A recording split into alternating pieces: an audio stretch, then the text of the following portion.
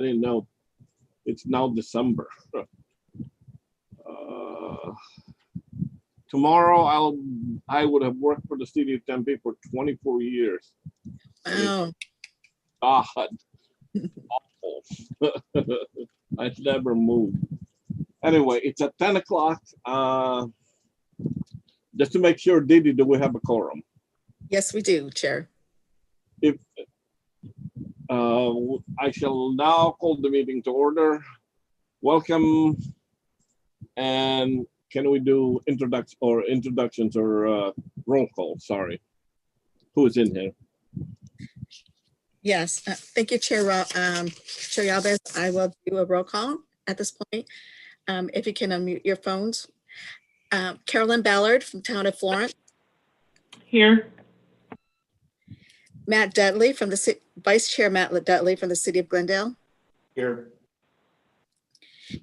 Joan Freeman from the City of Scottsdale. Here. Thank you. Autumn Broom, City of Almirage. Autumn Grooms from the City of Almirage. Edward Jones from the City of Mesa. Ed's here, thanks. Thank you. Wendy Miller from the City of Phoenix. I'm here, and Chair, I will be 25 years at Phoenix in January. I'm with you. Congratulations. Next is Kim Perez from the City of Goodyear. Here. Kristen Taylor from the City of Surprise. I'm here. Nathan Williams from the Town of Gilbert.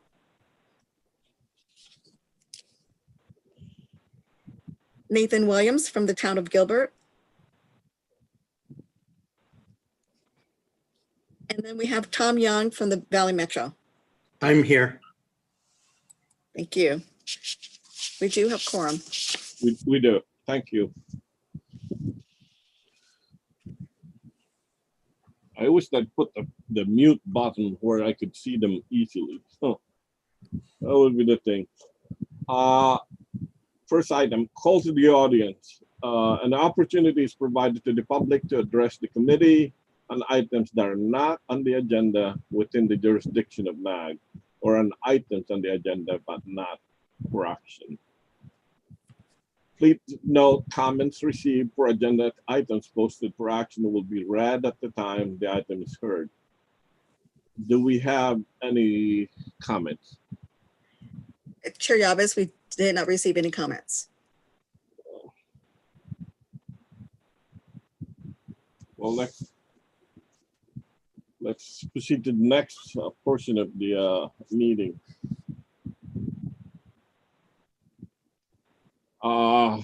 Approval of the MAG Elderly and Persons with Disabilities Ad Hoc Committee for October 13, 2020 meeting minutes.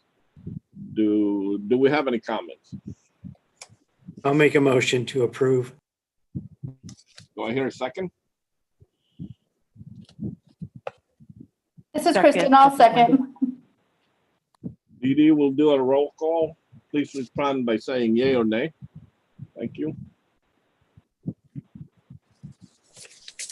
Carolyn Ballard from Town of Florence. Yay. Matt Dudley, City of Glendale. Yay. Joan Freeman, City of Scottsdale. Yay. Autumn Grooms, City of Almirage. Edward Jones, City of Mesa. Yay. Wendy Miller, City of Phoenix. Yay. Kim Perez, City of Goodyear. Yay. Kristen seconded. Nathan Williams, City of Town of Gilbert. And Robert Yabez, City of Tempe. Yay. Thank you. The motion passes. Yes, it does. The next item on the agenda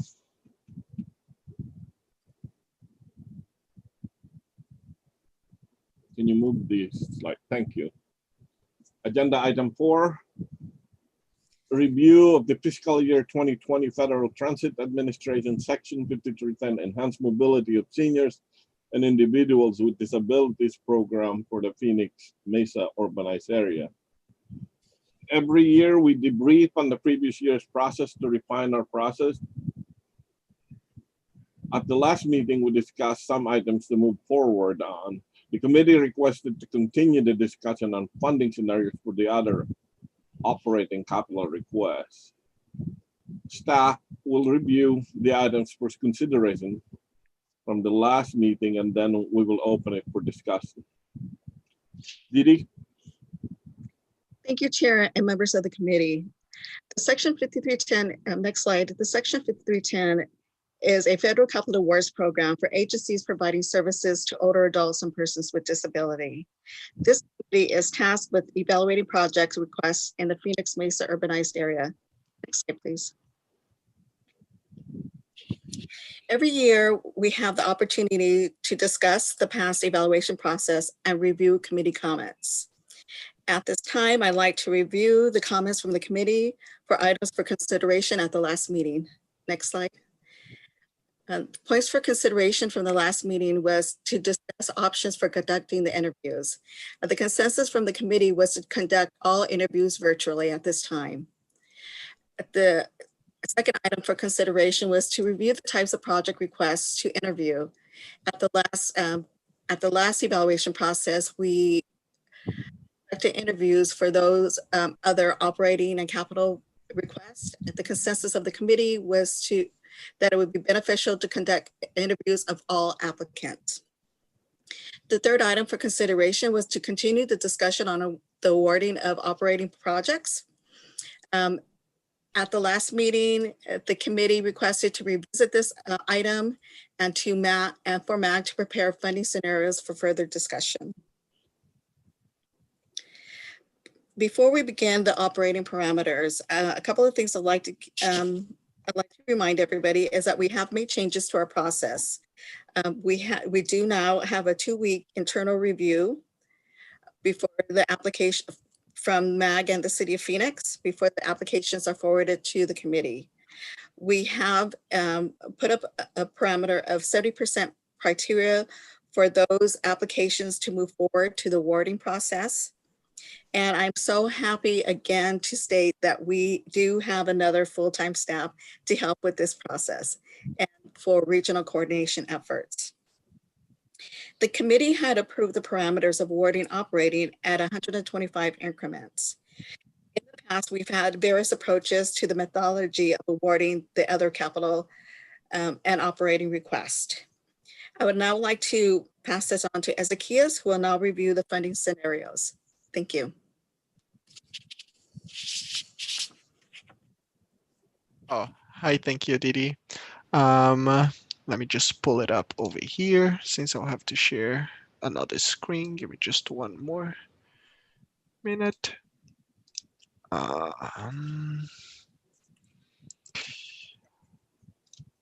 Can you all see the spreadsheet? Yes. All right, so thank you, Didi. Thank you, Chair and the committee members.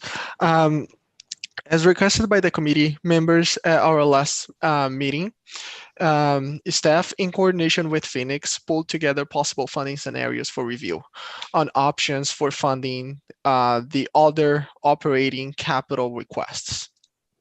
It is important to note that for the 4 scenarios for review, the allocation process for the capital requests will be the same.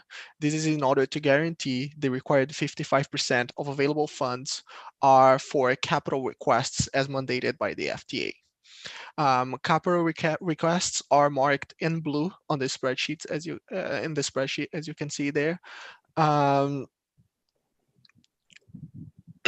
And operating requests are in orange. As you can see, all the capital requests in order of ranking were recommended for allocation until the required 55% of funds were met. In here, you will see that the agency ranked number 34 right here. In all of these scenarios will be the last one to be recommended for capital funding, since the capital funding will stay the same process for all of the scenarios. On scenario one, the one that I am right now, operating funding follows the methodology used for capital funding requests. The requests would be recommended for funding at full request amount, starting at the top of the ranking until all available funding is recommended. So as you can see, the same process used for a capital would be used for operating as well. Marked in yellow are both capital and operating requests that funds were not available, but applicants were met the minimum requirements for recommendation. And without any marks are the ones that did not meet the minimum requirements. So this is the first scenario. Now going to scenario number two. On scenario two, operating funding allocation follows the ranking criteria, but instead of the full amount requested being recommended to each applicant will be recommended the product of the request times their respective scores in percentage. For example, the applicant number 4, ranked number 4 in here, is scored 89.1 or 89.1%.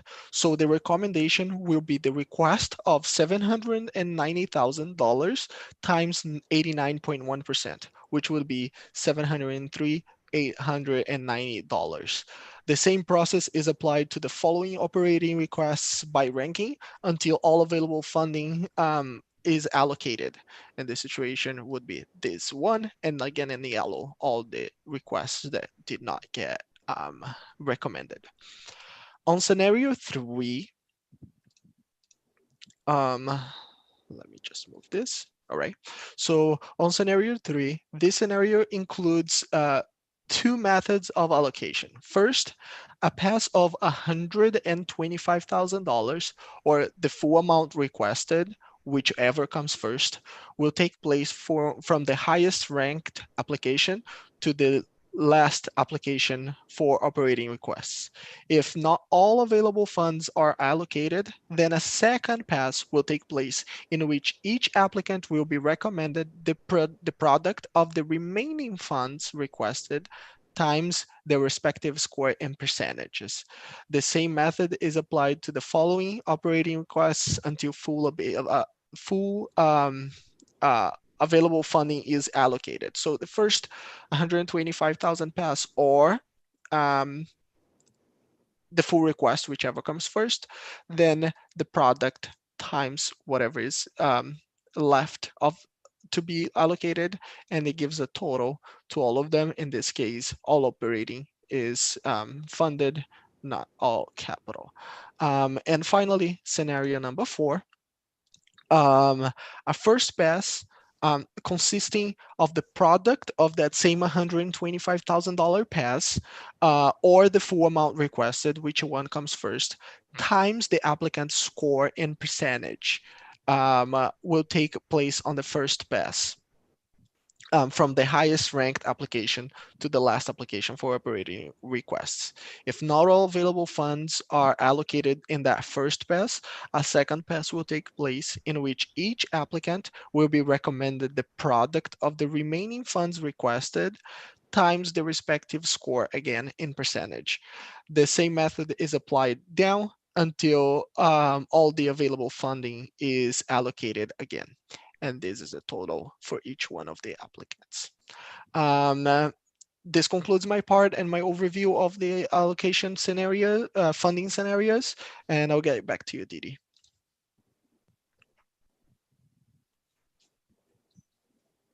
Thank you, Ezekias, for those funding scenarios. As we noted in the past, we did look through the past 3 years of funding request, and a majority of all the funding requests had been under 125. There were only a few outliers that were above that. And in the past, the committee had determined that 125,000 was the parameters for for funding the other operating and capital projects. In the past, the committee has used the 125 in increments, doing a pass-through of 125 and a pass-through of 125, and which is the method that we used at the last application process. The committee had wanted to look at a couple of different scenarios regarding the operating and awarding based on rank. And Kias, thank you so much for pulling up a couple of the funding scenario, a couple of funding scenarios for review. And overall, in looking at all of the funding scenarios, the committee has been pretty much on point in utilizing the methods that we have in the past. And how we determine the funding of the operating and other capital. One of the other factors in why some of the funding looks probably not straightforward is that we do have to consider 55% of the funding is federally required to go to capital awards. So that is a different pot. Also, the other funding, 10% goes to administration, with the other funding going to other capital and other operating and capital awards. So it's not a true 35%, depending on the cost of vehicles and how that splits out. So this is open for discussion again, but this illustrates just the committee was pretty much on the right track, and we are open to other methods if you would like. So that concludes our presentation. If there's any questions, Chair. Thank you, Dee Dee. What's it? It's a yes. Can you go through just each of these scenarios, a description of what it is? So, like for scenario 1, the capital has to be 55%. And then what did you do with the operating? Just to do a review. Yes. As I mentioned before, the capital allocation will be the same for every one of the scenarios. Considering the ranking positions for every one of the applications, all the applications are funded until that 55% is met. So you see that for every one of the scenarios, we're going to end on this applicant in here, which meets and exceeds by a little bit that 55%. Then as now once this requirement from FDA is met, then we go back to make sure that any other operating that is within those ranks that did not get funded first, because we needed to make sure that we met, then we go back to the operating. And in this first scenario, we just do the same process that we did with the capital. So if your request was, for example, 52,800, in capital, we allocate 52,800. We do the same thing in this scenario for operating. The request for this applicant is 790,000, gets full request all the way until we don't have more funding, which would be on this third applicant. And instead of getting 500, this applicant would get whatever is left on the pot to be allocated. So that's scenario number 1, just ranking full amounts. Scenario number 2, for the operating, since the capital will be the same, instead of just ranking full amount, it's still just ranking, but in this situation, instead of the full amount, is just the full amount requested times the scores in percentage. So multiply this by this, and you get this result. And again, all the way down until there are no more funds available to be allocated. Third scenario, very similar to what we did for the 2020 application process, is 125 $125,000 pass, but instead of multiple passes, just one pass of 125,000 or whatever was the request. If that request is lower than $125,000, if not everything is allocated, we still have funds left after going that $125,000 pass per rank, then we go back and do another pass now with the full amount requested in percentage, as well as we did in the scenario, in the previous scenario. And then last, the same idea of a first $125,000 pass, then the full amount pass, but instead of just the $125,000 clear cut, instead it would be a percentage of that $125,000 pass according to the scores as well. If not all the funds are are allocated on the first, then the remaining funds will be allocated on a second pass, now considering the full request. Thank you. Any questions? Yes, this is Ed with the City of Mesa. And actually, I have a couple of questions and some comments. I'll start with the comments first. Is there any precedent for these types of processes to be used in the allocation of this funding that would be a fallback position to defend people that may feel like they've been slighted in this process? Because I've always felt this was a competitive process. We sit there and we go through these applications and we rank file them, and then we just go through and allocate out the funds or present a recommendation to the allocation of those funds going forward. But when you start getting into these really complex processes here, you open yourself up to a lot of questioning of how this works and why this works and how come somebody got this and somebody got that, when the intent here is to get these funds to the organizations that are best utilizing them, at least in my opinion. So I'm just curious if there's a precedent here that we can use to defend such a process, and how do you explain the complexity to the those people applying? Because clearly it's a bit more complex than what we've been doing. Thank you, members of the committee. We did look at best practices regarding operating and funding scenarios, and a majority of the states utilize all of 5310 purely for capital. They have funding sources for the other capital projects. So the only one I can think of that has a method such as ours is ADOT, which they do on the basis, sort of the same thing. They go on ranking and they award those based on ranking. And they do award pretty much all of the requests that come in at a certain percentage.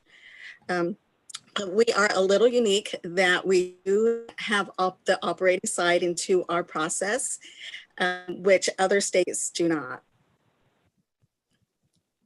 Thank you.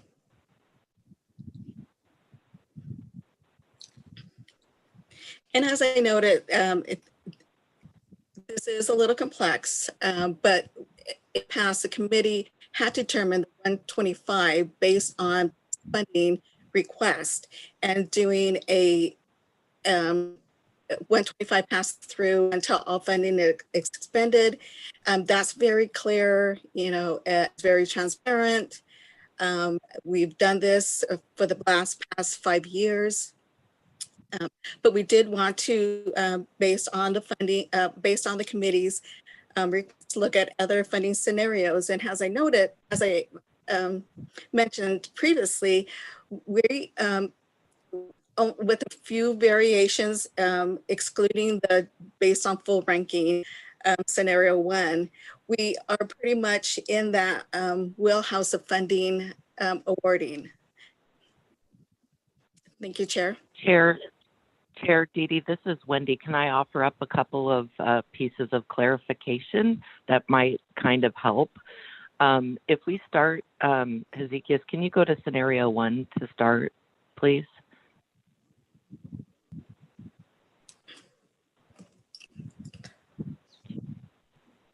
In essence, this is ranking in score order, fully funding.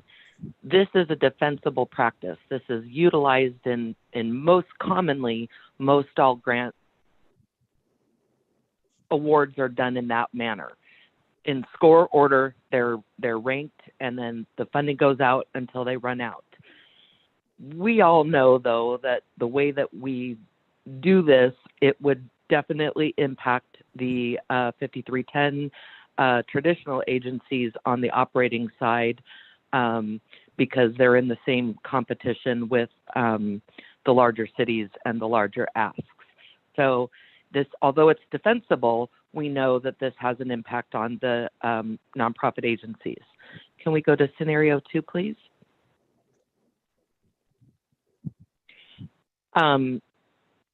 In this scenario, this has the effect of rectifying the situation that was brought up at the end of last process, which was the higher ranked project got funded at a less percentage. So by doing it based on the score percentages, this is the second next step in ranking in score order, but also clarifying the percentage. So the highest ranked project gets the highest percentage. Can we go to scenario 3, please? In this third scenario, it goes a step further. It does the second pass at the percentage to help, balance things out. But it also has the $125,000 pass for neutralizing the situation where the nonprofits are negatively impacted. So in my opinion, all of these are defensible ways of funding, because we're trying to attempt to resolve an issue that may be a concern of someone's. But the fact of the matter is that these different scenarios are, we're just going to have to pick a lane on the way we think our committee is, making this the fairest and the most defensible for our region and our situation. So any one of these scenarios, I believe, are defensible. It's just the one that we feel that fits the best. There's 2 other points that I wanted to make. One is that after going back and reviewing the 55% minimum, we, as the city of Phoenix, recommend raising that to the 60% to give the buffer amount for the estimated vehicle costs to what is actual. So once the actual vehicles are purchased and less funding is spent than was estimated, that we're not dropping below that 55%. And we believe that 60% range covers us for that. And if there's any funding left over, it would go to the next highest ranked underfunded project in the ranking order at the end, if there was enough to fund somebody. So just to let you know, that's our recommendation, is the first capital pass would be through fully funding vehicles at about a 60% level, so, or the capital projects, so that we could make sure we hit that 55% every year. And then lastly, we'll just touch base on scenario 4.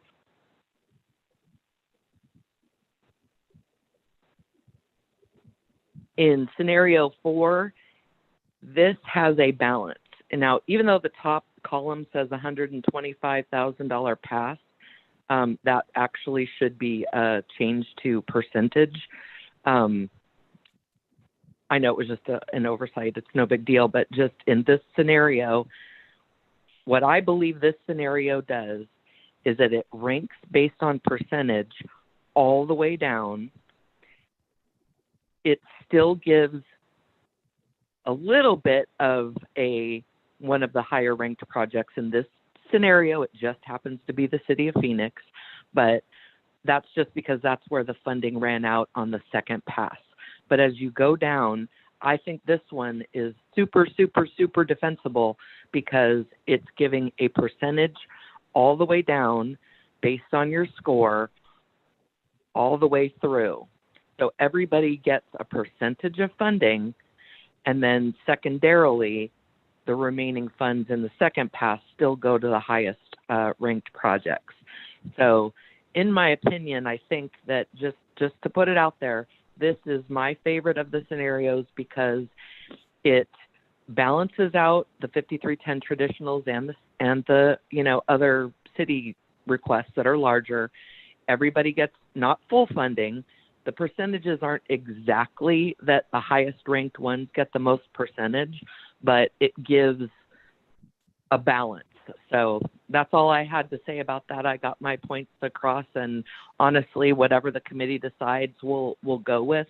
But I just happen to think this one has a lot of the features that kind of clarifies, and it's something that we easily could put into place based upon the committee's recommendation. Once the funding is finalized, we can take the priority ranking and apply this based on the percentage of the scores all the way through. It looks complicated, but it's really not. It's easy to allocate those funds. So we're in support of that. Thank you. Okay, this is Ed Jones again. I did have one question, Wendy.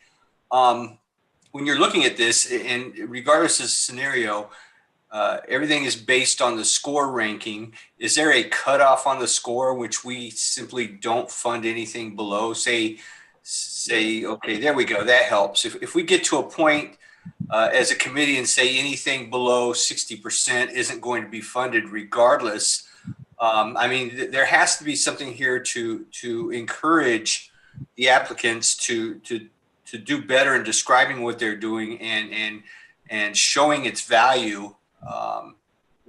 Because the further down you go, the more it's going to impact those that did well in the scoring for whatever reasons. And I don't think they should be penalized for doing a good job, basically. I understand the 70% would stand as the minimum requirement to receive funding on all of these scenarios. That's something we've already adopted. So nobody that scores below 70% would get any funding. And that's exactly what I thought. I just want to make sure, be clear that is still the expectation. Thanks. Sure. Hey, Robert, this is Matt. Go ahead. Okay, so let's talk about capital first. So our process is we have to get 55% no matter what, and the 60% too. So in this type of scenario, we have Hacienda Healthcare there, vehicles 249,900. So does that 249,900, we'll say it's four or five vehicles, probably like 4 vehicles. We're funding their entire vehicle ask, correct? Yeah. Under that one? In that scenario, yes. In that scenario. And so if that gets us, one vehicle would say it'd have to be 55%, but 2, 3, 4 vehicles, that would get us over the 55% threshold up to 60%. Is that what I'm looking at? How would that work? So I don't mind. Yes, the way that the way that Hezekiah's put these capital examples together is that all capital is funded fully up through 55 or 60%, whatever the percentages that he used. So everybody would get funded fully. And so we just need to make sure that we're around the 60% mark. So as you're going through, if the 55% or the 60% was not hit until below them, then more people would have gotten it. If the 55% or 60% was hit above that, then less people would get capital before we move to the operating. So it's the capital methodology is you fully fund in these scenarios that were created, that you fully fund in score order all the way through till you hit above that 55% more likely around 60 to ensure we, will fund everything after the final purchases. And then it moves over to capital, and it stays at capital until capital was fully funded. Operating.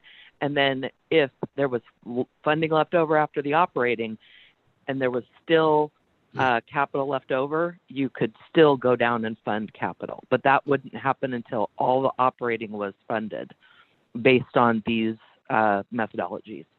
Got it. Okay. Is my understanding. And that's consistent on the capital side through all 4 scenarios, correct? That's right. Okay. So Correct. Really, it's just coming down to the operating side of things. No, yeah, Wendy, how you explained it with scenario 4, I think to me would seem the most that would pass the headline test that we have. I'm looking at there, and I'm just looking at the last one, Valley of the Sun, YMCA, Yobis. They scored what? 79.5%, and they're getting what, about 80% of their funding. And then if we go, let's go up to the top. I just want to see kind of really that only outlier there in this methodology is going to be the city of Phoenix. But we do have, if it's an agency, it's Valley Metro, Phoenix, Glendale, Scottsdale, any other bigger cities, we usually have the larger ask. So and I have to kind of remember at the end of the day, this is a program, one, for the capital side, but we have to make sure that our nonprofits, so even like Arizona Board Regents or Corpo Below, they do support us, from a city perspective. Whatever they provide and more service that they can provide is less service that we have to provide as an agency or a city on our behalf. And well, at first I was not really understanding scenario 4. I think scenario 4 would be, I think, the scenario that I think would pass the headline test, and I think provides, the baseline of fair as much as we can. And, some of the stuff's going to change at the top depending on where, Valley Metro or Phoenix is located, in the rankings on that particular year. But for the most part, I think that scenario 4 is the most fair out of the whole entire, it's almost like an evolution of scenario 1, scenario 2, scenario 3, and scenario 4. And I think scenario 4 can be explained in the way you guys explained it. I was able to wrap my head around it. So yeah, with that, if we have to vote today, I think scenario 4 would be probably the best way to go at this point forward. And the thing I like about it too is that it's not fully funding everybody in the way that, you just applied and you get 100% of your funding because you're a nonprofit. It doesn't overly reward them just for being a nonprofit. It just rewards them solely based upon the score at that level. And I think that is extremely defensible. Correct. Yeah. And we have to remember too, unlike, Valley Metro, Phoenix, Glendale's of the world, these nonprofits, they don't have full-time grant writers or even, half-time grant writers. It's just something that they have to do one point of the year to try to get some of these funds. So I think it kind of provides a balance, and it gives those nonprofits gives everybody a little bit of something, but it gives them in a fair way where it's kind of where their allocations are in terms of their percentage score. And yeah, you guys are right. If you're below 70%, you're not even going to make the cut on either side of the capital request or the operating request. So you have to put in a decent application to even be eligible on both sides of it. So that's where I like that, is we have that 70% kind of cutoff on both sides. So if you have a poor performing application, you're not even going to make it into the rankings. Okay. Go ahead. No, that's all I got. Any more comments, discussions?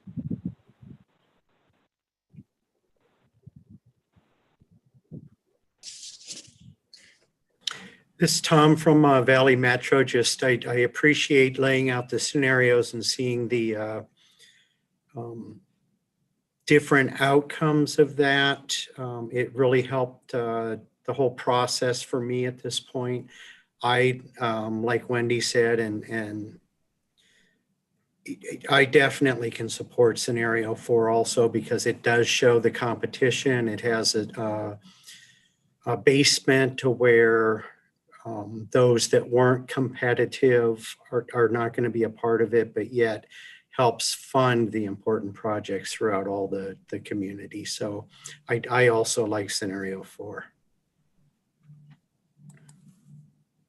Robert, do you need a motion on that one, or does that get pushed to the next item?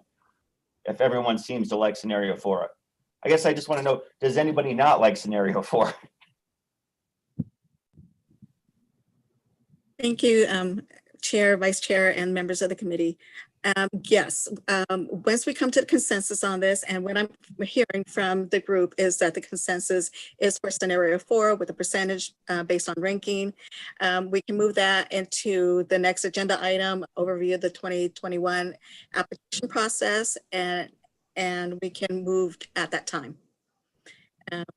Is there a Chair, would you like to call for consensus on scenario 4? Yes. Are there any comments from the public regarding the matter? We have not received any comments.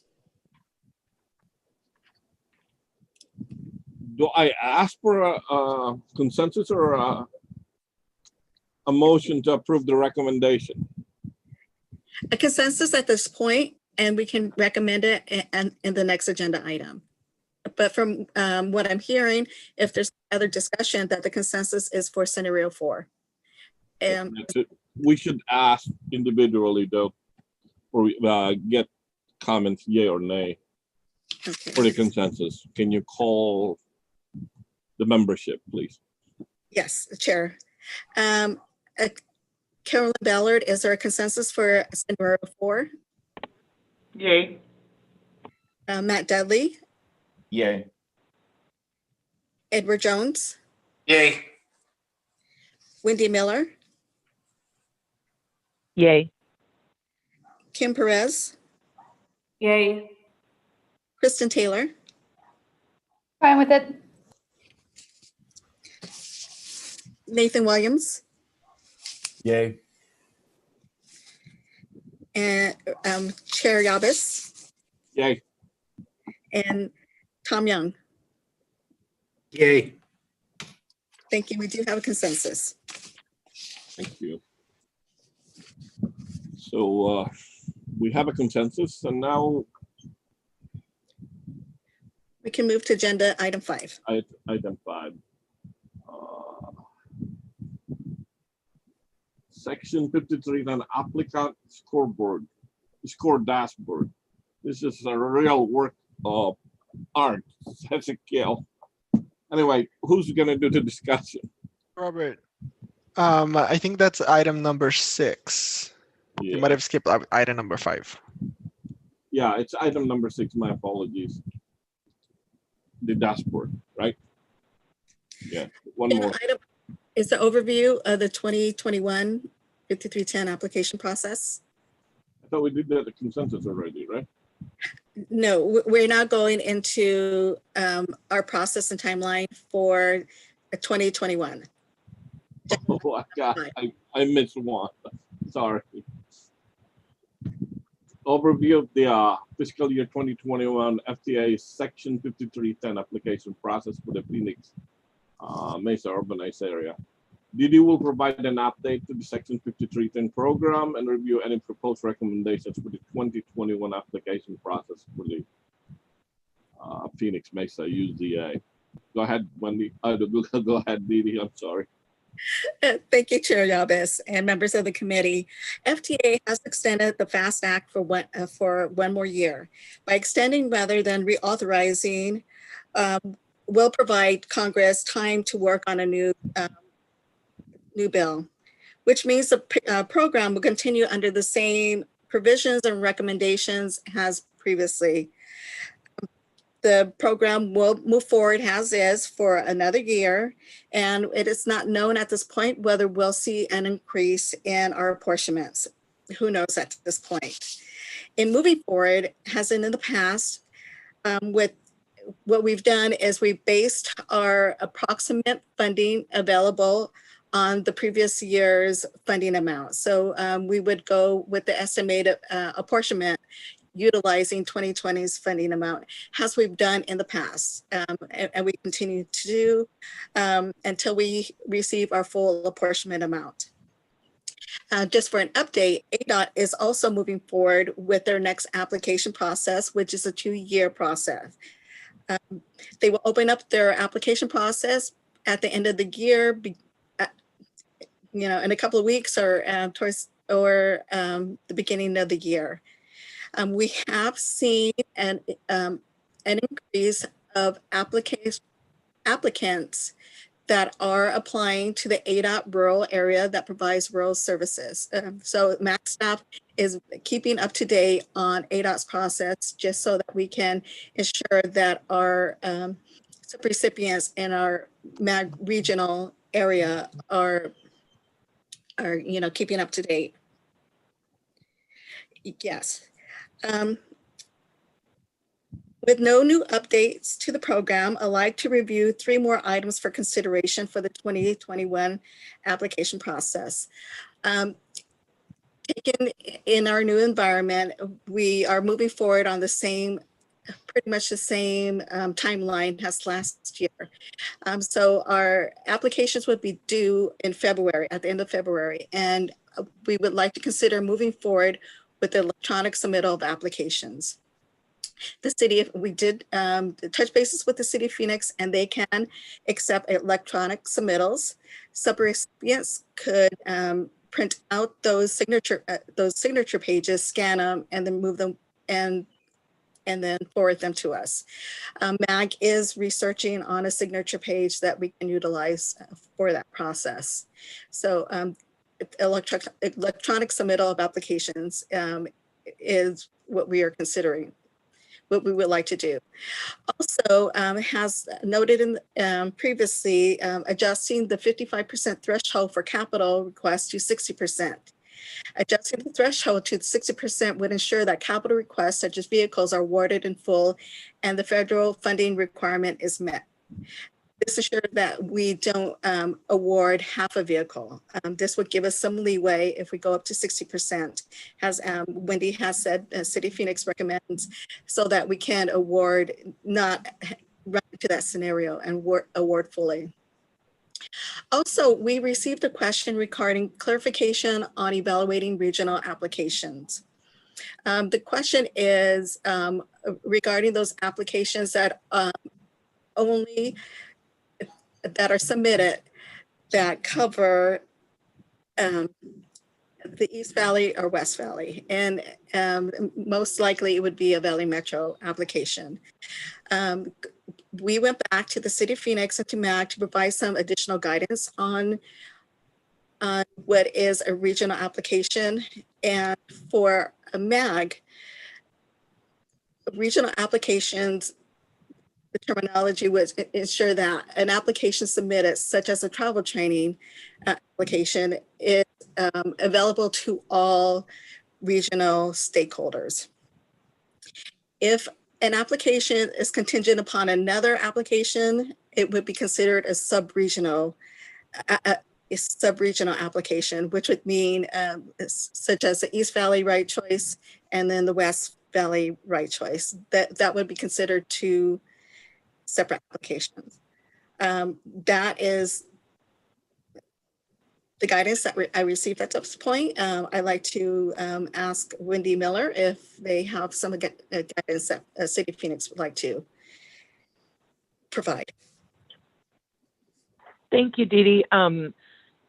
Yes, MAG asked us about how we would view a regional application and what our recommendations were. So we went to other precedents and talked to our legal team and asked them if what on the regional applications, what would be considered, and we heard a like response as to MAG staff that if one city is individually benefiting from an application and they're providing the match for it, then it's an individual benefit to them, and that could be not necessary. it could have an appearance of impropriety, and it is a sub-regional application, and so therefore there should be a conflict of interest on voting on those projects. But if a regional application that had a true regional benefit, such as travel training or something of that nature that everyone benefited from, that is a truly regional project, and individual cities don't have to recuse themselves from voting on those projects. But if their city is getting an individual direct benefit, then it should be a conflict of interest. Thank you, Wendy. So that is our recommendation that, and Wendy and MAG also concurs that they would be considered two separate applications, and that those committee members that are part of that application request would recuse themselves during the evaluation process. Are there any questions? Chair, this is Matt in Glendale. So let me see if I got this straight here. So ride choice, regional benefit for everybody, I could vote on. If I was part of the Valley Metro West Valley ride choice application, I couldn't vote on that one, but I could vote on the East Valley ride choice application. Is that how that would work? Correct. Okay. Okay. All right. That's my question. Tom, do you have any comments? Sorry to put you on this spot. Actually, I don't at this point. The way it was explained, it seems somewhat clear. And I do agree with the fact that, indirect benefit, you probably shouldn't have the ability to vote one way or the other. Thank you. So just to review, for the 2021 application process, we would have electronic submittals. We are adjusting the threshold to 60%, and we will make the changes to the confidentiality form regarding the evaluation process of sub-regional applications. Okay, and next slide. Lost the slide. Oh, there it is. Okay, and just to review an overview of the application process, the committee's feedback, all the committee's feedback and recommendations will be incorporated into the application and guidelines. Traditional request parameters is continuing of limiting to 5 vehicles, mobility management parameters of 45,000 FTE based on research from national best practices, the other capital and operating based on the recommendation of scenario 4, based on ranking and percentage of funding of the ranking of and the percentage of that ranking on the amount of funding available remaining for the operating and other capital. Also, evaluations are to be based on application information and presentation only. Next slide. And we will be interviewing all applicants virtually. We did have clarification on application requests that are regionally beneficial in regards to those that are sub-regional, and for those committee members that are part of that sub-regional application to recuse themselves during the evaluation process. Again, applications will be submitted virtually. We're adjusting the 55% requirement to 60%, and all applicant interviews will be virtual, and all applicants are required to present.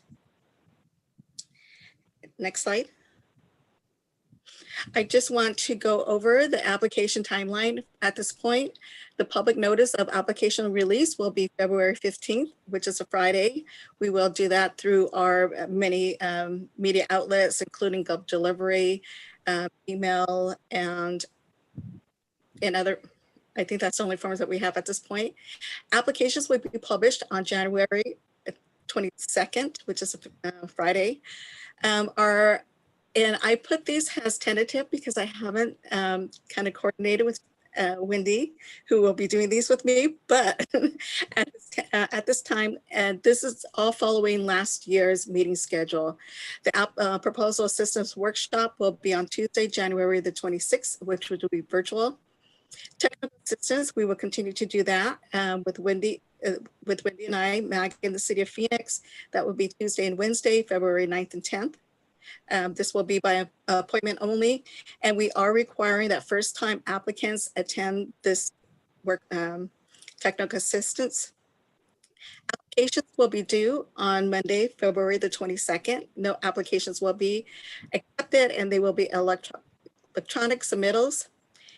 Applications will be forwarded for internal review to the city of Phoenix that afternoon. Next slide, please. We will conduct an internal review for MAG in the city of Phoenix for 2 weeks until March 12th.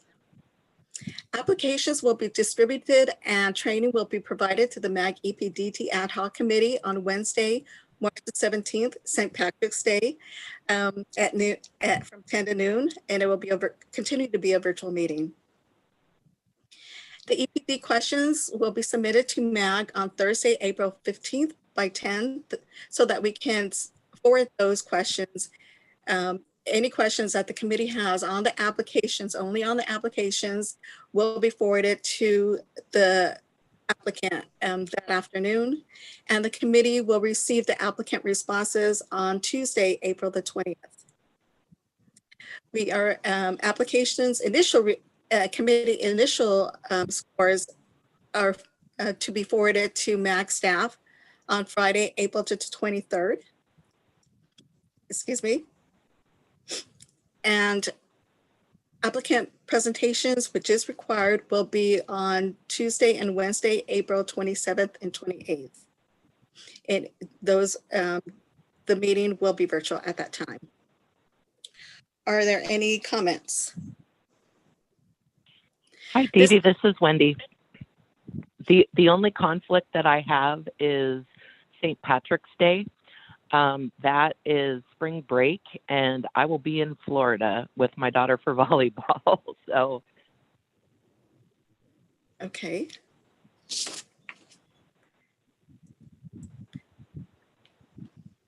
Here, I got a doesn't mean that I couldn't participate by phone or something, but I'll be out of town. I think Saturday, the previous through probably Wednesday or Thursday.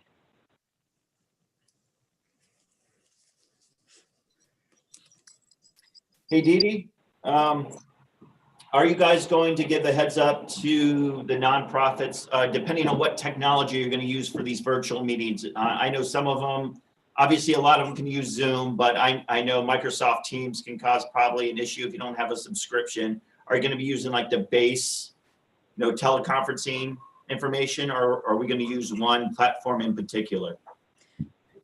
Since Chair, members of the committee, and since this is a formal committee meeting that we conduct our interviews, we will be using the Zoom platform.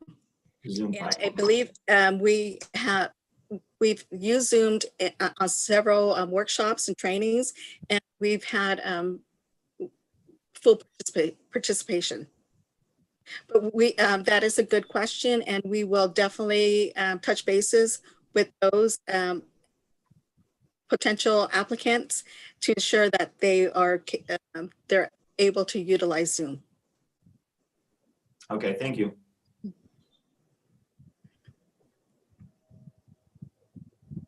Any other comments?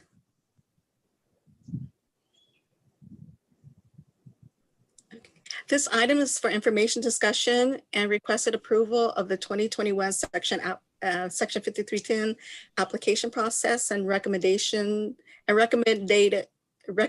considerations in Phoenix Mesa urbanized area. Chair? Dee Dee? Yes. Go ahead. Dee Dee, does the motion have to include scenario 4 from the previous one, or is that rolled up into the recommended considerations in this item?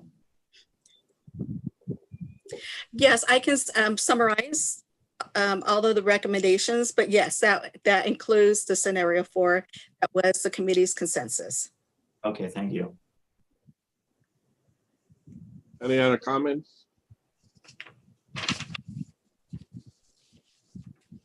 Hearing none. Are there any public comments? Didi, on the item? Chair Yabes and members of the committee, we did not receive any comments. Can I have a motion to approve the recommendation? I'll make the motion. This is Tom. Any second? I'll make the second. Any further discussions? Didi, please do a roll call.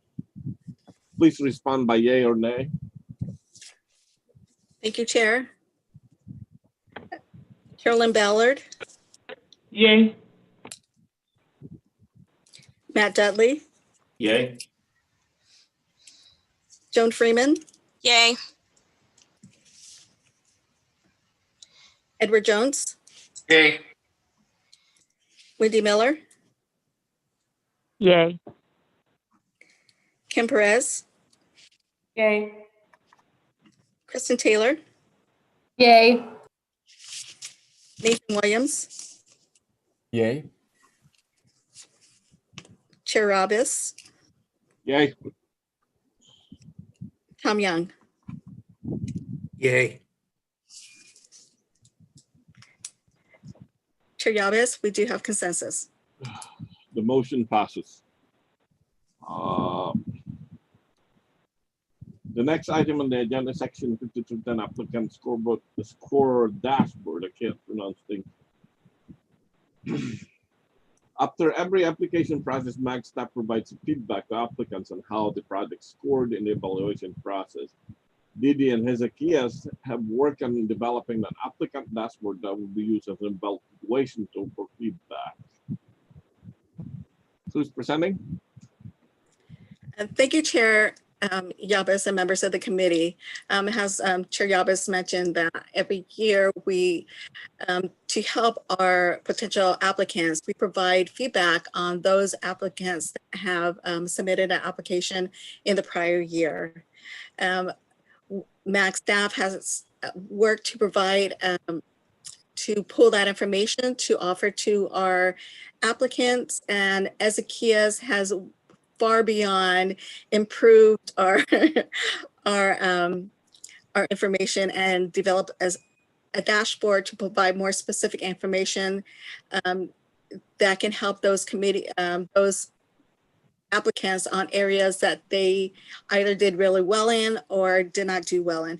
And we actually have used this dashboard for one agency, and we were able to reference questions and areas for improvement on why they scored the way they did. And I'd like to again thank Ezekias for taking the initiative and developing this dashboard for us. So Ezekias.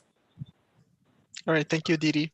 So this is the dashboard. This is just an image of how the dashboard will look like. We will be the main reasoning for this dashboard is that we can create a centralized database that we can use to reference any of the applicants' scores on the process, to be able to point out to them the strengths on the application, and if they have any weaknesses, they would be able to visualize that through this dashboard and be able to improve on their application process for the next fiscal year. Here you can see it's an interactive dashboard. This part is general right now, but each applicant will have their own details in here, in what type of application they requested, what is the category, what's the amount, all of the details about their own application, as well as a comparison of their scores per section of the scores given by the committee, and what is the maximum that they could have gotten, and the average points of all applicants on the process.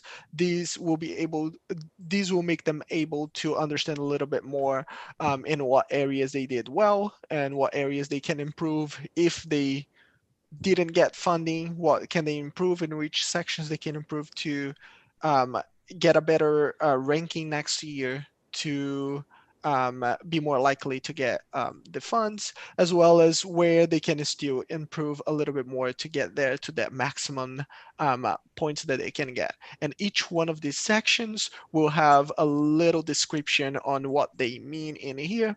So for example, section 3, experience and performance, they can just go in here, section 3 experience and section 3 performance, and it will give a little bit more details on what that section was evaluated on, and what was that the committee scored them. So they can see, for example, in this section 3, they did not do as good as the average scores, so they can see in what areas they need to improve for the next application process. This way we can move forward on getting better and better applications moving forward. Didi? Thank you, Ezekias. And this actual dashboard can work in two ways. Not only do we provide, we can provide guidance to the to the applicant on how they did and their performance-wise. We can also look back and compare and see where there was a section, and this is all based on the evaluation rubric that we do our scoring. We can go back to the section and see where maybe everybody scored pretty low on that one question, and we can go back and evaluate the question to see if there is not clear, or we do need to provide more clarification, or more training on that section. This is such a great tool that we can provide, and not only for, again, the applicant, but internally for MAG staff to continue to improve on our process. And again, I'd like to thank Ezekias for taking the initiative and really knowing how to do this in the first place. Before, we were giving averages and then going back and looking at the questions. So this way, even though we want to keep it very general, we can look back to see what section they scored low in. We can go back and look at the questions, and we can look at how they answered. And we were able to provide that one agency that we've already utilized this for, and let them know that how they answered the question didn't really meet, the way they answered didn't really meet what the question was asking. So that was provided them so much more clarification of how to answer the question, possibly this year. Again, thank you, Ezekias. This concludes our dashboard. Are there any questions? Chair, I got a question. Ezekias, this looks really, really good. So this is all virtual and online for an agency, or can an agency only look at their information? Because I could see where maybe an agency would be very curious, say if there's one on the capital side that ranked really high, they could look at, see how they did it in the different categories, and that's something where they can then go and maybe ask the other agency. Will they have the ability for that, or can they just look at their own? For this one that I created, making sure that we have the privacy of each agency as well. In this case, they won't have the ability to see other agencies. At this point, Chair, Vice Chair, we are using this dashboard internally and providing this information. We did take that into consideration in making sure that the information is very general, and that they can only view their application. We wanted to ensure that we weren't providing, we weren't providing information. Okay. Yeah, I mean, it's an initial thing. I could see that, but I mean, it is public information at the end of the day, isn't it? It is. Chair Didi, this is Wendy. They also have the ability to look at the priority listing and see who scored the highest. I think that breaking it down into the individual sections might be a little too much. They could make a public records request if they wanted to see that, and then that it would be up to MAG to review that if that was releasable. Okay. Good start, Hezekiah. Really good start. That is very good stuff. A lot better than what I did. Oh, Dee Dee, you did fine. My Excel spreadsheet. Thank you, Didi and Hezekiah. Are there any more questions? Hearing none. Before we move on, normally at the next meeting in January is where we would approve items for the next application process, which we have already done. Does the committee feel the need to meet in January, seeing as we have no actions to approve? I would not mind foregoing the January meeting.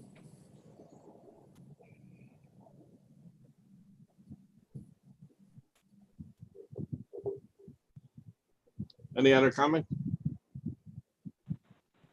This is Wendy. I also wouldn't mind foregoing it if we don't have any actionable items.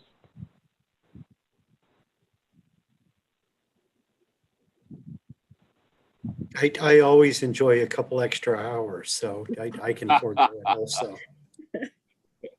I agree as well. This is Kristen.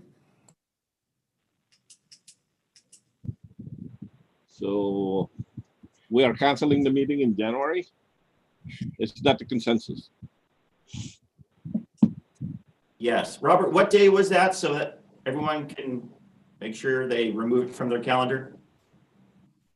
Chair Yabis and members of the committee, we will send out a cancellation memo. I believe it was coming quickly. 13th, right? Was it the 13th? I believe so. Okay. January. And at that meeting, as Chair Yabis had mentioned, we would normally approve the timeline, which we've already done. The next meeting will be on March, and that will be when we receive the application and the training for the evaluation process.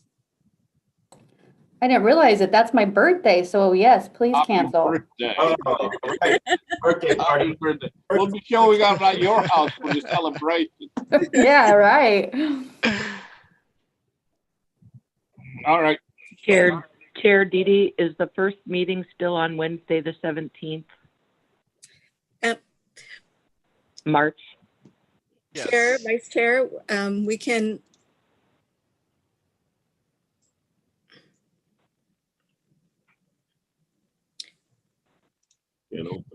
We can move that to the 10th if. Yeah.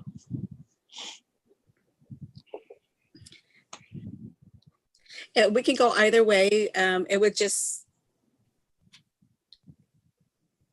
We can move it to the 10th. Does anybody have any problem moving it to the 10th? Any members of the committee will have issues moving it to the 10th.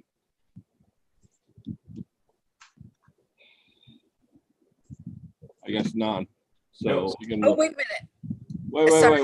Wait. Yes, I mean the 10th.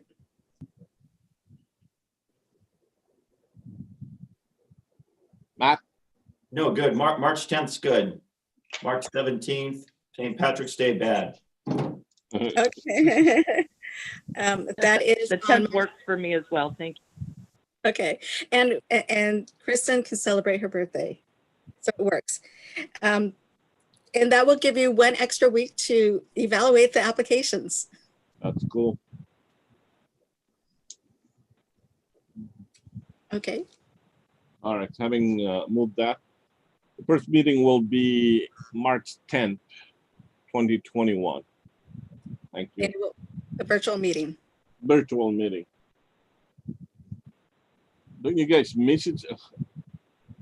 I haven't seen anybody since March this year.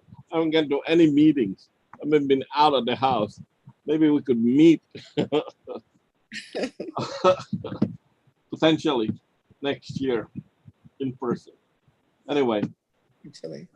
agenda number 7, request for future agenda items. Is there any request? Are there any requested topics or issues of interest to consider for future agendas? We resolved the world's problems today, Chair, so I think we're good. I know. Worked Great out. meeting. Thank you. It was great. Having no takers. The next item on the agenda is for comments from the committee. This is for information only. Does anyone have any announcement they would like to make? Good job, Mag. Good job, Phoenix, on bringing those scenarios forward. Those are very clear, very concise. That couldn't have been easy. So fantastic. Everybody have a happy holidays, Merry Christmas. Ed, I loved your Christmas tree when you were live. That was a fantastic Christmas tree, Ed. You should show There you that. go. Thanks. There you go. Ed's Christmas tree, everyone. It's a good. I just had a few comments as well. Again, thank you, Phoenix, for bringing that information out and clarifying it. It's a big change. Well, it's not that big a change, but it really kind of puts a visual out there. And also the dashboard. That's awesome. I'm glad to see that we're finding ways to put this data together and make it a little more consumable. And you guys are definitely heading in the right direction. Wish everybody a happy holiday season. Stay safe, and those that are traveling, just remember we're still in a pandemic. For sure. Chair, this is Wendy.